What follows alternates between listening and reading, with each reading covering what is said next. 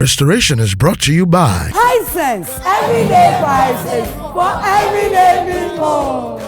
Yes, extra long sanitary pad for extra comfort.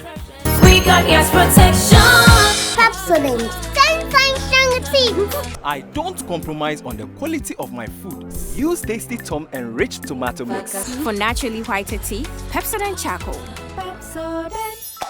Welcome to Restoration with Stacey. We're brought to you by Kind Courtesy, Hisense, everyday prices for everyday people, La Palm Royal Beach Hotel, Yas Washing Powder and Yas Sanitary Pad, to Wazi Apartments located at Mile 7 near the Mile 7 Park. A very big thank you to King of Antique Furniture for our beautiful set you see here, and also to my glam team, ABS Lux Line, for my outfit. Ophelia, I love this outfit. Look at the beadwork. It's so beautiful, Ophelia. Thank you very much for this beautiful piece. And of course, GH Beauty Artistry for my makeup, Hair Duties for my hair, and to my production company, M-Clan Media Production, and Zesuza Catering Services. We'll be right back after this break.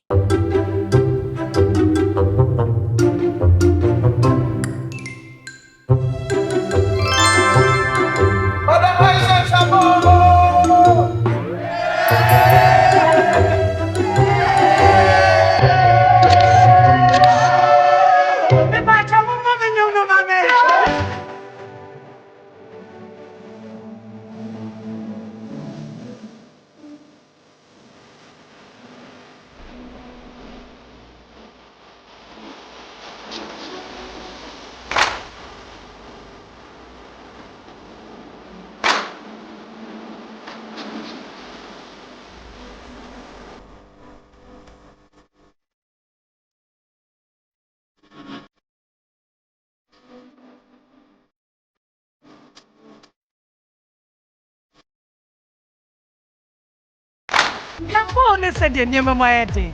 Hisense, a poor number wasre. Tasty Tom tomato mix. Kakra, na ye bebre. Kakra young quine stew, dodoa ope. Tasty Tom dear, it will surely give you value for money. Steak and little is enough to get our desired quantity of stew and soup, and it doesn't color your meat or chicken. Tasty Tom tomato mix in tea. Writing and Sada. Into customers bar never. I don't compromise on the quality of my food. Use Tasty Tom enriched tomato mix. This advert is FDA approved. Remember the days I just couldn't go to the gym because it was that time of the month? Yas extra long sanitary pad took the worry away. Easy. Yes, comfort. I got yes, confidence. I got yes. The new Yas Extra Long Sanitary Pad is the joy of every woman. It is extra absorbent and fits perfect. Don't allow anything to hold you back when it's that time. Wow. Yes, yes, yes. Feel confident, stay fresh. Hi. Is it supposed to be that time of the month? Yes. I got yes, confidence. I got yes. We got yes, protection. I got Yas Extra Long Sanitary Pad for extra comfort. we got yes, protection. I love Pepsodent Charcoal. Why? When there are so many other charcoal toothpaste. That's both charcoal and lemon. Oh, does it? Yes. Look right here. Yes. Pepsodent Charcoal has two of nature's powerful whitening ingredients. With the power of activated charcoal and lemon essence, it removes stains and whitens teeth naturally. Convinced? Well, I am. Just look at your beautiful Pepsodent smiles. For naturally whiter teeth, Pepsodent Charcoal. Wait, your tomato mix. Wouldn't so one on pass. Still loud with tomato flavor, no. No color changing like traffic light. Come on. Tasty Tom dear, it will surely give you value for money. The steak and little is enough to get our desired quantity of stew and soup. Taste not so dear. On point. Flavor near. And it doesn't color your meat or chicken. I don't compromise on the quality of my food. Use Tasty Tom enriched tomato mix. This advert is FDA approved.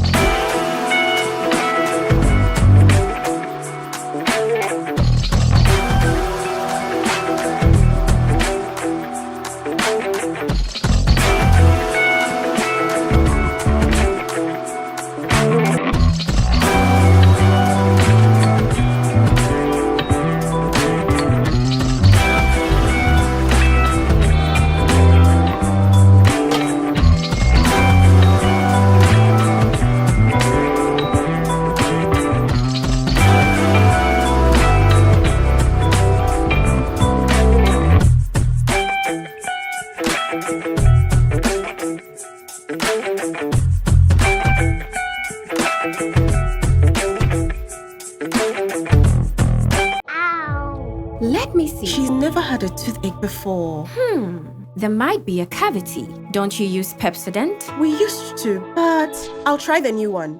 Ah, that's why. But doesn't every toothpaste give cavity protection? Not really. Pepsodent's Cavity Fighter repairs tiny invisible holes to give 10 times stronger teeth. Will you trust Pepsodent? Definitely. Pepsodent. 10 times stronger teeth. Use Pepsodent's Cavity Fighter.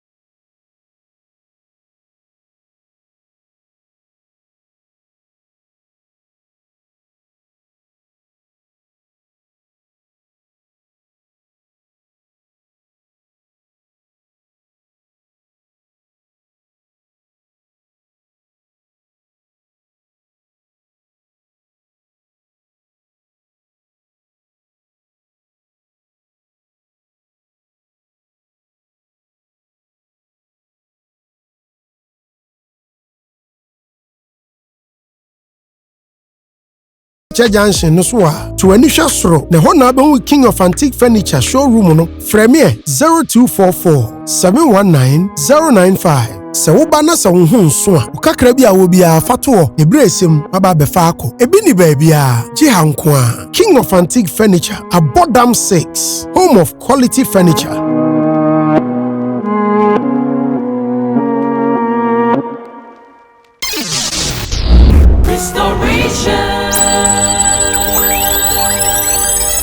Sometimes God just allows people to live our lives, not because he wants them to hurt us, but because he's protecting or shielding us from pain those people could or would have brought us as a people. So there are times that you really have to learn to let people go when they decide to take that door and leave.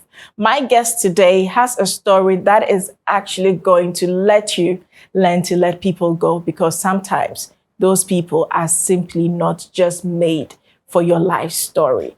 Please, let's welcome my guest for today, Madam Dora Jones Yedu. Hi, I got it right. Yes, you got it right. But you know the funny thing, her name is actually D-O-R-A. And in Ghana, we would say Dora. Sister Dora, but she says Dora because you would never say Nora, you say Nora. Yeah. So her name is Dora. So please, if you are called Dora, henceforth, you are Dora. Thank you. It's a pleasure having you. The pleasure is also mine. Wow. Yeah. And we actually linked up after our interview with Madam Amy Newman. Yes. You sent me that message on Instagram and I said, wow, I would really love to hear your story. Yeah. So to start with, I want to know, at what age did you get married? I got married in my mid-20s. Okay. Yeah. You're pretty young. Yeah. Was it love at first sight? Well, you know, we were all victims of the war in Liberia. Okay. And so we came to the refugee camp. Even though I'm a Ghanaian, but I was kind of displaced. And we didn't have the normal social life at the refugee camp. Yeah, so we got to develop affection for each other. So that was how it happened. And I thought we were in love. I think we were in love. So let me just be clear. So you lived in Liberia? Yes, when I was a baby, my parents took me to Liberia. Okay. Yeah. My dad actually went to settle in Liberia when my mother was pregnant for me. And so as soon as she gave birth to me, my dad relocated a family to Liberia. Yeah. When you were living in Liberia, how old were you? When I was living in Liberia, it was as a result of the war. Yeah, so how old were you at the time? So I was in my early 20s at Okay, the time. so you were old. So you saw the war. Oh, yes. I was at the nursing training college, Winifred Halley United Methodist School of Nursing, in my final year when the war came. Mm-hmm. What was your first taste of the war? In fact, the war started in the region that I was schooling. Oh. Yeah. So as a result of that, they even later took us, because we were the finalists, to the nursing training college in Monrovia, because they thought the war wouldn't reach to Monrovia. But eventually the war reached there. And so I couldn't complete in Liberia, but I came to complete at Kolebu. I mean, for students going to school with the war breaking out, that would be a traumatizing experience for you as a person. Exactly. Because you're in school, you don't know what's happening at home, what's happening with your parents, with your siblings. Yes. How was the experience, and how were you able to reach out to your family? In fact, my family was more worried. At that time, we didn't have cell phones. Yeah, and so they didn't know what was going on, especially for the fact that I was in the war zone. So they were mainly traumatized. But my nursing training college was owned by the Methodist Church in the United States. So it was mainly missionaries, white missionaries. And so we're kind of protected. Yes, the American government ensured that we were safe. But eventually we saw the threats and we knew there was insecurity. And so there was this day when the American embassy sent a convoy for their staff or their citizens. And luckily the medical chief of staff, at that time, the nursing students had left, but we had just done cesarean sections and other things for some sick patients. So like me, I couldn't afford leaving them. A few of us couldn't afford leaving them until it became evident that our lives were in danger. So we had to leave the fresh wounds, people with CS and all kinds of surgeries done, and people with grave medical conditions. We had to flee for our lives. Yeah. So. When you got out of the school, how were you able to reach out to your parents? Because I was part of the convoy, I was put at a place in Monrovia where I could easily take a car to where my parents were. We stayed at a place called Stephen Talbot's Estate, Gardnersville. Yeah. When you got home, I'm sure it would be a mixed reaction of joy, tears, like you're finally home. At what point did your family decide that let's just go back to Ghana? Yes, so we all thought the war wouldn't reach to Monrovia, the capital. My parents were in the capital. So it was like I was schooling somewhere like taking the Ghanaian map. Okay. The capital was far from the east. Okay. So I can't just say eastern region in Accra. So maybe I should say if Accra was the capital, I was schooling like at Takoradi. Okay. Yeah. So when I came, it was a great relief for my parents. And my aunt was the Deputy Minister of Health. And so she told me to relax. She would ensure that I get roped into the Capital City's Nursing Training College, which is called Topman National Institute of Medical Arts, which she did. So I entered a second nursing school, hoping that the war wouldn't reach Montserrado County. That's the county where you find the capital city, Monrovia. Wow. When the war came, how did you leave Liberia? All right, so one day we were there. In fact, we heard that some of our neighbors were getting missing.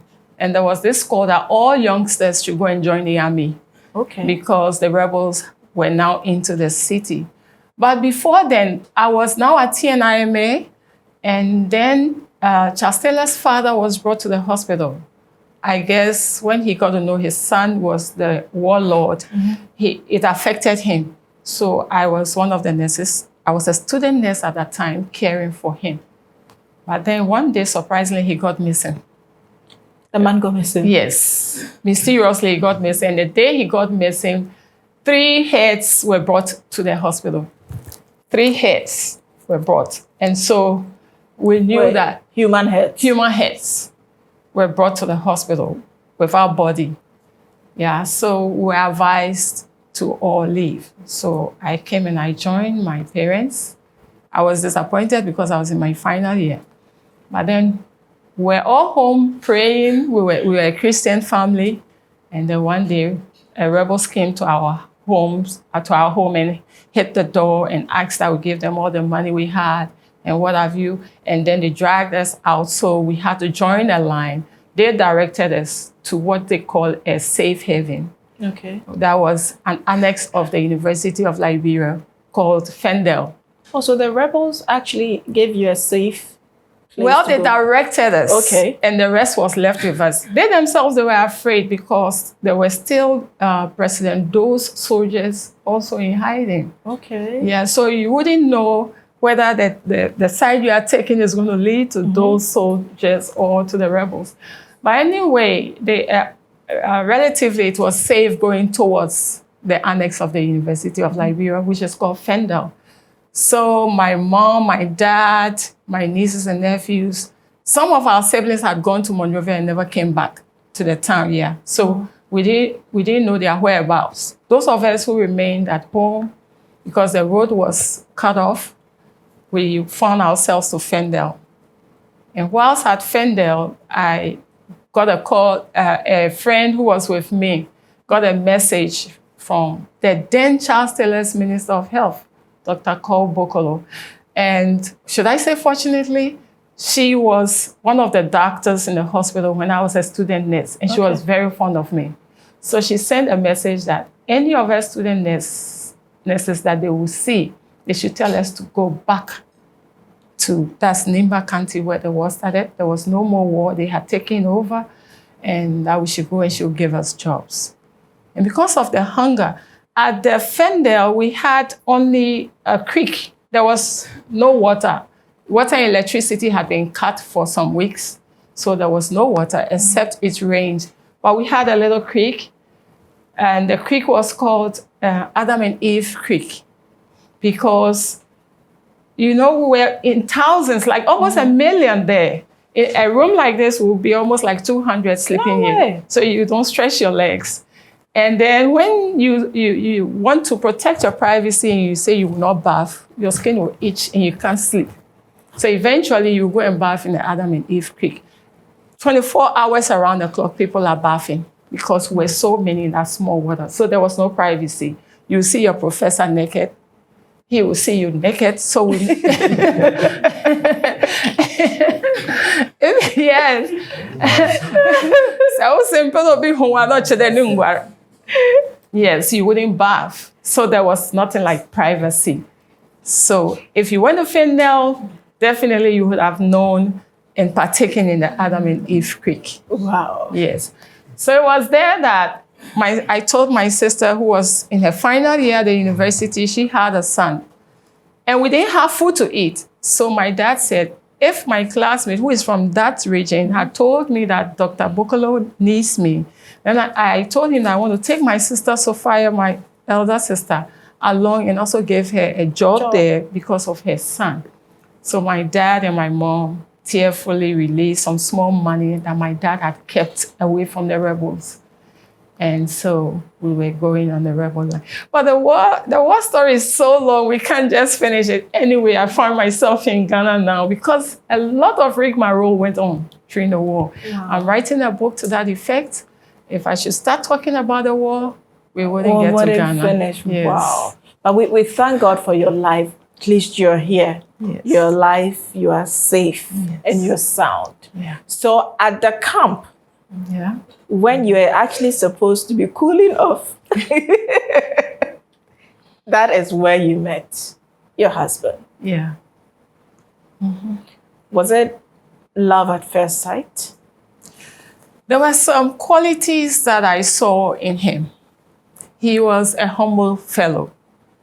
However, I saw that he had a vision, he was talented. And even though from the background that I came from, my mom and my dad were all literates. They were all working at the University of Liberia. My uncle was a professor at the University of Liberia. And he, from the humble background, I knew it wasn't going to be easy. But it was war, and I thought I fell in love, so we got married. We got married in Ghana. That's 93. 1993. Yeah. That was when you got married. Yes. Were your parents here when you got married? Yeah. Initially, when we came to Ghana, my parents were not here. We had even heard that they were no more. But the truth is, they killed all Ghanaians at Fendel because of ECOMOG. Okay. But the miraculous story about our situation was that a couple of days before the massacre, my uncle, who was a professor, sent a messenger that I've heard, a messenger has come from the refugee camp and hinted me. My uncle was very good to everybody. And they went to hint him that my parents were there and they had heard that we were going to kill all Ghanaians. So he gave the messenger some money to let them escape at night.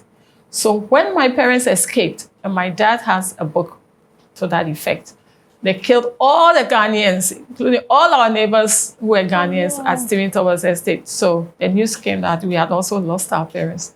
But good thing they were spotted at Tema when I think Tanu River docked at Tema Port, and someone spotted them before they narrated how through our uncle they were all safe. Yes. Young girl getting married and having this experience behind you, how easy was your marriage? Because when you've been through all these, you tend to be quite traumatized. And he also being a refugee, I'm sure he had gone through his own share of trauma. How were you two able to settle? Well, you know, life had to go on. We were not fit into the Ghanaian society because the plight of the returnees cannot be overemphasized. Yeah.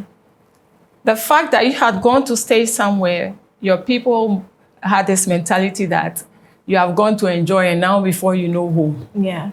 So there was a lot of issues which I am not in a position to talk about. So most family distanced themselves, and so we were compelled to go and stay at the refugee camp. But my mom and my dad went back to our hometown. In fact, my mom's father, Master Agri, had the biggest story building in Abradonkwa, my hometown. Okay. Yes, but because they had not been in Ghana for decades, family had occupied the place. So you can't go and say it's my mom couldn't say it's my dad's house. My mom was the only child of her parents. Yes, so we felt comfortable at the camp at the time. And of course, had it not been for the war, some of us were planning to settle down. So we had to let life happen. Yeah. At what point did you start having challenges in your marriage? Well, honestly speaking, my husband and I never had a quarrel even one day. No. We were even honored at a couple's night at the refugee camp that we were a couple worthy of emulation. But as life had it, he suddenly got sick. He got into coma, was taken to 37.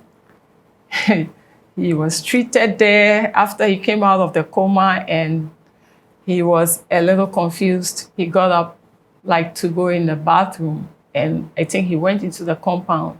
And when they couldn't see him, I had gone to visit him. I also thought he was using the restroom. They said that I had arranged for him to be absconded. Oh, no. So they grabbed me and my sister and they put us in prison. And that prison at 37, I had a 3-month-old baby. I begged and begged, but they kept us there. There was no ventilation. It was terrible. And seeing the trauma I went through, and after that, a whole lot of things we went through, if not for what my family went through as a result of the war, I would have also gone back. Yeah. So he was missing. You didn't know where he was. But not knowing he was right at the hospital, but then they thought I had arranged to take him because I didn't want to pay hospital bills. Oh, no way. Yeah, so they put me in prison at 37. And later on, there were no phones. But of course, if it was the time of phones and I had given my dad a call, he would have turned Ghana upside down. Because my dad was a person of authority. He was an old boy of Mfansipim. And he was a journalist by profession. Even though at the University of Liberia, he was the transport manager. But he took an earlier retirement because he wanted to pursue his passion, journalism. So he continued with the journalism until we came to Ghana. Yeah, so later on, I was working because I was a nurse. But my husband then couldn't accept that it was like I was taking care of everything. Yeah. I never one day put it in his face. I always say that I love a man who is emotionally strong. And it was like, even I, the Ghanaian, I was suffering a lot of prejudice. So he also decided he would leave, and he just left and forgot about us. Just like that. So let's come back to 37. After they had put you in jail and they found your husband. Yes. When they found him before... was there an apology? There wasn't. There wasn't an apology. They just came and said, come out, come out, come out. It was getting dark. I had left my baby with another breastfeeding mother at the camp. Yeah. So we just left it but later when my parents got to know, in fact, every parent would be upset. They had wanted to take the whole country on, but we let it go. What would make a man just up and leave? Yes, times could be hard. Yes, things might be slow. Yes, you're not in your birth country, but you have a family here. There were a lot of things that happened, which not between the two of us, but these things war against our union. So he said that he was going home. I was left with 4 kids at the time. Communication broke. I even went to Liberia, but I think let's leave it there. So I had a challenge of raising the kids alone. Wow. I would come back to that challenge, but it's because it's just rare for such things to happen. There were serial persecutions and afflictions. In fact, we were facing tribulation. We went through tribulation. There was this day, one of my sons sustained burns, severe burns. He was at a plastic surgery. And a month after he was discharged, they called me, I was doing midwifery at that time, that my other son was in a compound and a dog just rushed on him and wanted to chew out his legs. It was just too much. And at the emergency, I remember when my second son went, we met the same doctor who met me at the time my firstborn sustained burns. And I'm telling you, the ordeal at the plastic surgery, let's leave it for another day. And this doctor had the audacity to tell me, are you a witch? Are you trying to eat your kids? Oh, no. Yes. Last month, your son sustained burns. And then today again, a dog from nowhere goes to chew your son's legs. Stop that witchcraft. And I looked in his eyes and I said to myself, Lord, have mercy on him, for he knows not what he is saying. Wow. On that note, we'll take a quick break. When we come back, we'll continue our conversation with Dora.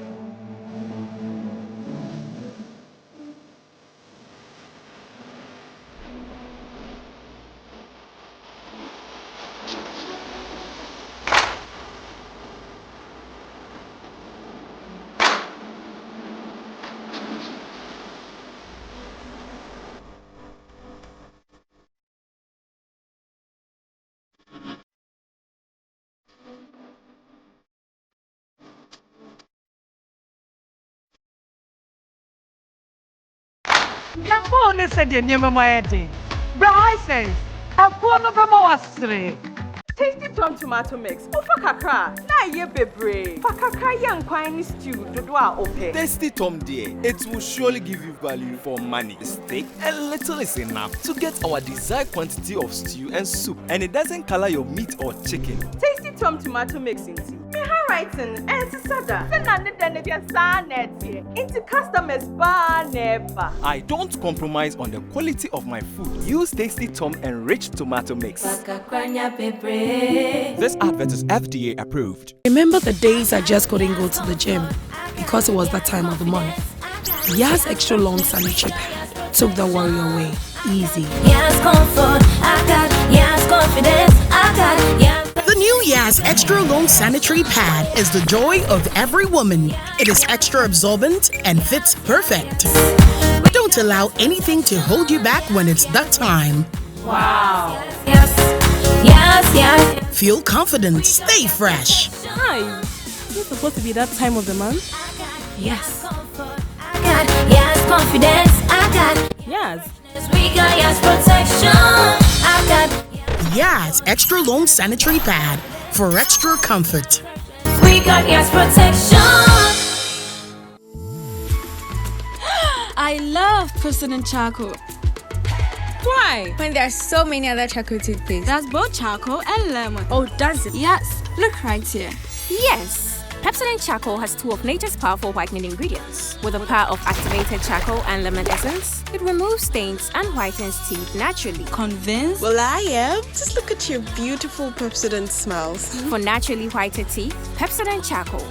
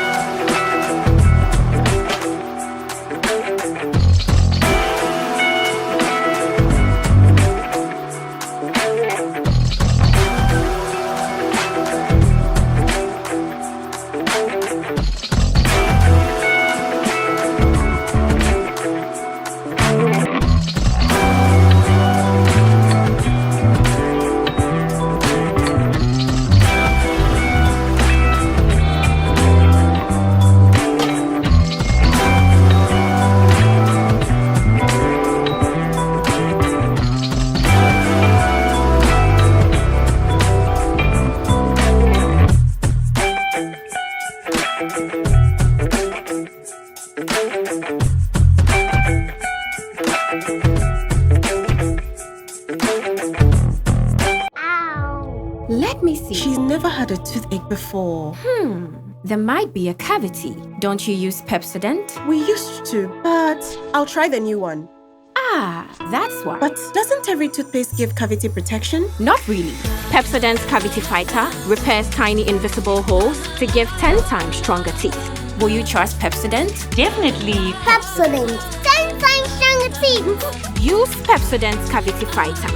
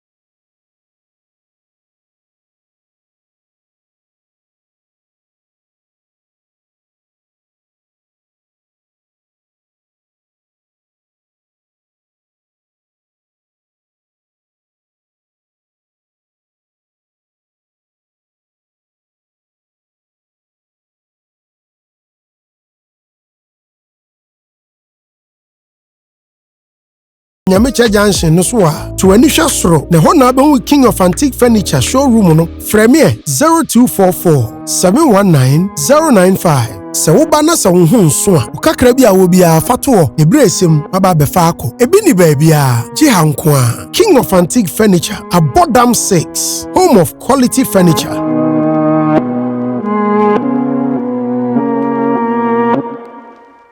This is our High Science Super Crazy giveaway moment, and this week we are at ABS Lux Line. Yes, we are with ABS Lux Line on the Doko Highway, and it's time for us to meet some of our loyal viewers. Hello, sweetheart. It's saying. Yeah, from saying. Olivia. Olivia, be me kakrasa wo ko achire bi sa. Wo share restoration pa. Menim say mo da mo na mo pa me nema nti mo tire. Episode de hepa na na yofe. Salinko die no. O boy Salinko ba chine. Die na ma na ye ofe. Die me fe ni say. Oh, like I found my baby wa bubum ne e ma me share me kwan ni say okokoma. Ah, or like ultimate die na ni busa kon na dey say wewu. But later na me share ni when you munya mo no ma ne sorry e back e be kan ye si ni na wo be chwe. No na ye ofe ba chine. I say at least you no so a wo sia no sia ni ba chine. Na me asinti ye sponsor ese ye mra na ye me chewa de. Nti say boy Salinko na ye o favorites the High Sense ye mfa we. Damasio High Sense na was. Yes, yeah, that was super. So this is our winner for this week's High Sense Super Crazy giveaway moment. We'll see you next week. Restoration. Welcome back. That is our winner for this week's High Sense Super Crazy giveaway moment. And we're still on our conversation with Dora. So after facing all the trials and tribulations, he left you with 4 children. Yeah. At what point did you realize he wasn't coming back? Well, I wasn't hearing from him. But I was writing in case I see somebody going. Mm-hmm. Yeah, I tried calling once or twice. I also went to Liberia. But perhaps for what he went through, and I being a Ghanaian and he being a Liberian, perhaps, because we also married away from home. Family was not really there. Mm-hmm. So I don't know. But it just wasn't working. So I came and trusted God to be able to take care of my kids. When you went to Liberia, did you see him? Yes, I did. And what did he tell you? Well, he was concerned about the kids.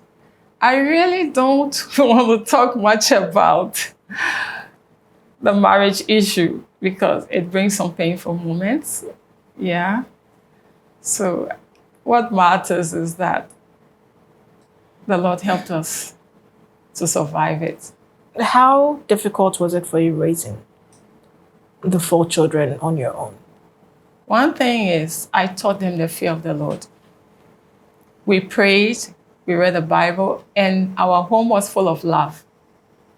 I was setting an example not to lie, so they also wouldn't lie to me. We were very transparent, my kids and I. Yeah, so there was we suffered hunger most of the time, even though my father would sometimes support, but he himself, he was a returnee, and at this time he was a retiree, not working. Yeah, but I saw the need to build my capacity. So when I saw that I was just a nurse, and I couldn't afford to pay the rent where I was staying, I thought that the government at that time needed midwives a lot. And so I wanted to be marketable so that my kids and I would have better lives. Because there was a time none of my kids were going to school. I was just working to make sure that what we ate, what I worked for, would provide food on the table, even though it wasn't enough still. Yeah, so I pursued midwifery at Kolebu, and the government, someone hinted the government that a classmate of mine, and so right away I was taken up and sent to work as a midwife at Cape Coast. And my in charge at that time liked my work so much that she always wanted me to work at night because that was where 90% of deliveries are come about in the night. But that was at the expense of my kids because they were still very young. The oldest wasn't even up to 10 years. Wow. So it was terrible. I and my kids really suffered. There was no water. I would leave them. So when I saw that, I decided that then let me do public health because public health meant you wouldn't work on shifts and you wouldn't work on weekends. So the situation I faced at a point in life determined the direction I should go. So I went for public health nursing. After public health, I became a district public health nurse. And then I pursued my first degree in public health. Yeah, and then I pursued master's. And then we became kind of a bit comfortable. From when you became comfortable, when you realized that suddenly I wouldn't have to struggle that much. I am okay. My children are okay. That day, what feeling did it give you? Okay, when public health nursing school, I went through real challenges. I even became homeless. I was thrown out of the hostel at 4 a.m. Why? There was this time that the principal announced that our hostel was going to be renovated. So they gave us a new place to stay. But then we had to pay for the remaining 3 months. We're left with 3 months to complete. So at that time, I had also been evicted from the nurses' hostel, the nurses' flat, because I went to the States for the first time. And they thought I wouldn't come. Oh. Yes. Even though it was my annual leave and I informed my medical superintendent and my hospital administrator. But I didn't tell my nurse manager because I had not got the visa. Actually, I got the visa hours to departure. I got it 3 days to departure, but they made a mistake. So they said the assistants were down. Yes, hours to departure before I got my visa. So when I went, I called, but I learned that she wasn't happy. And she said that it's like they wanted to teach me a little lesson. So they wrote that I had vacated post. Oh. Meanwhile, my kids were all at the nurse's flat with one of the nurses I had adopted as my own child. So lo and behold, I was here. And so she promised the hospital administrator that in the medical school that she was going to revoke that letter. But I think she forgot. So I went to, because I had done all the arrangement to go to School of Public Health Nurses School when I came back. So I was there when they called me that I should give the key because as far as national is concerned, I am not in Ghana and I'm no longer with Ghana Health Service. So there I had to take my children and share them with people because my dad was old. My siblings too were all having their own challenges as returnees. Yeah, but that public health, I nearly gave up, especially when I was thrown out because they told me to pay for 3 months' rent and I couldn't. And I asked the teacher in charge of the accommodation that, my kids, okay, those who were helping me with the kids, the little girl who was staying with me, who had just completed nursing school, having 3 kids, she was just about 25 to take care of. I was not giving her a pesewa. So I decided to take the kids to the refugee camp. But then I needed to stay there. I managed to get 1 room there. So once at the I told this tutor that because of that, I would spend 2 months at the refugee camp and come only the final month. So can I pay 1/3 of the money? Because I didn't have it. She said, fair enough. So I paid for 1/3 and I went for 2 months. And I came back the last month. And somehow someone went in. The principal got to know that I didn't pay the full 3 months. So at 4 a.m. there was a noise. I was so tired. I had just come from the refugee camp that the previous day. So I was sleeping. So when I looked, someone came. This is the door. This is the door. And I looked and I saw my principal there. And they sacked me from the place. It was something else. But that public health helped me. After that, the story is another story that you will find in my book. Yeah, so, but when I became a public health nurse, in a district public health nurse for that matter, I won the favor of the people at that district as well as all the NGOs. Mm-hmm. They were always using me for capacity building, for trainings at workshops, and I was able to put up a building. Wow. Yes. In fact, I was looking at building just 1 bedroom, but the district assembly told me, the architect, they said, no way, we are going to put up a 3-bedroom for you. So that was the time I sensed a sigh of relief. My kids too were kind of comfortable. And yeah, and life started being meaningful. Throughout this time, your ex-husband, has he made any effort to see the kids? Have you made any effort for the kids to see their dad? I sent my eldest son through somewhere at the refugee camp because I was overwhelmed with the care of the kids, and I also wanted him to at least have some of the kids by him. Yeah, but at that time in Liberia, they had not still recovered from the war, so no one was really receiving salary. Yeah. So I was advised that he wasn't on salary. Yeah, it wasn't the best of conditions. Yes, yes. So actually, it wasn't really his fault, sort of. But like I said, the least we talked about that, the better. Yeah. After achieving all these, how do your parents feel about you?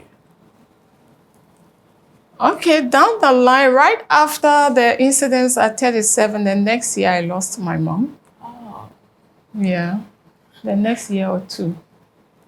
Yeah, in fact, I believe it was all the effects of the war. Because my mom especially was traumatized to see her children living at a refugee camp. Because when times were normal, I used to sing, my sister used to sing. We had platforms, like in Ghana, you talk about National Theatre. Those were, we had the Centennial Pavilion. We sang at the Centennial Pavilion. We sang, my secondary school was the biggest in Liberia, Topma High.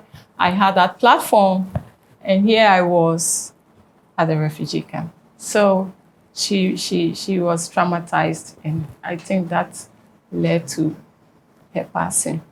With all your experiences through the war, all that you've been through in Ghana, how has it helped you shape your life? One thing I've always believed is one of the fruit of the Spirit is long-suffering.